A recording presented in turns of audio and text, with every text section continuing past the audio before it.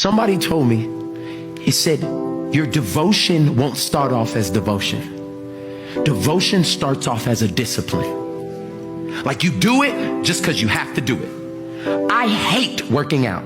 Let me go on record. I really hate working out. But what happens is when I make a plan to go work out, it's a discipline. I'm there. I'm gonna do it. It doesn't matter. But after a while of doing the discipline turns into a desire. And the day you miss, you'll be like, man, I didn't work out today. I need to go work out today.